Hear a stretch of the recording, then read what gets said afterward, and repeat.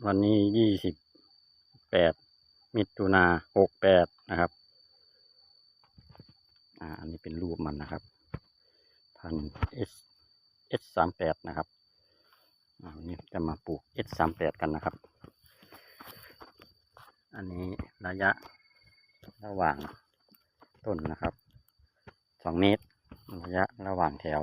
3 เมตรนะครับอันนี้แถวที่2นี่แถวที่1ปลูกไปแล้วนะครับลักษณะต้นจะเป็นอย่างนี้นะครับมันจะมาแบบนี้นะครับเอาฝังลงไปประมาณนี้ครับให้มันเนื้อกระเปาะขึ้นมาประมาณ1.5 นิ้วถึง2 นิ้วนะครับวัชพืชนี่ก็เด็ดออกครับ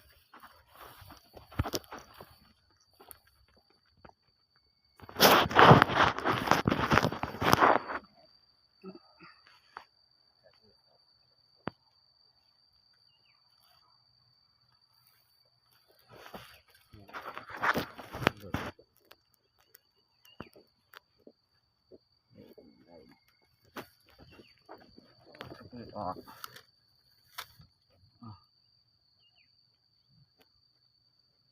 ทางมันแน่นมันครับต้นมันจะเอียงเห็นบ่บัดนี้แน่นแล้วต้นตรง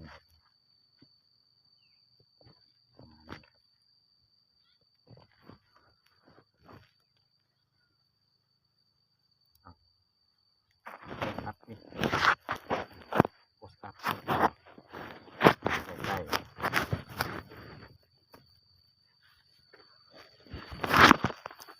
ครับเจ๊เดียว